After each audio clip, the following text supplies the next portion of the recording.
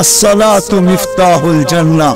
জান এই মাদ্রাসার মক্তবের ছেলেরা পড়ে আসসালাতু মিফতাহুল জান্নাহ। নামাজ জান্নাতের চাবি। আল্লাহ চাবি দিতে ডাকেন।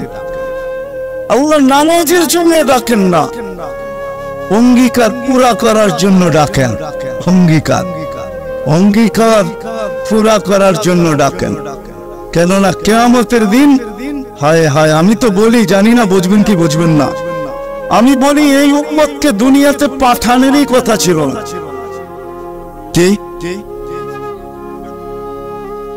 অনেক কিছু মিলাইলে দেখা যায় আমাদেরকে পাঠানেরই মনে হয় কথা ছিল না।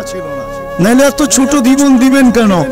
60-70 বছর, কত কাউকে তো হাজারও দিলেন, ঠিক না? আমাদেরকে 60-70 বছর দিয়ে কেন পাঠাইলেন? আবার 60-70 বছর দেওয়ার পরেও 2 পর্বে আমাদের জীবনটাকে আল্লাহ কমায় দিছেন, লেস করে দিছেন, বাদ দিয়ে দিছেন।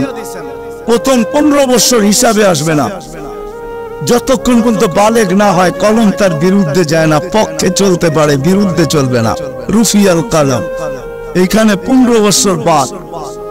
তারপরে যেটা থাইকা যায় 60-70-এর ভিতর থেকে, যতক্ষণ আমরা ঘুমাই 4-6 ঘন্টা আর 8 ঘন্টা, এটাও কলম উঠানো থাকে, আমাদের বিরুদ্ধে যায় না। এটাও মাপ, এটাও। তাই না? থাকলো কি? কোরআন আমাকে বোঝায়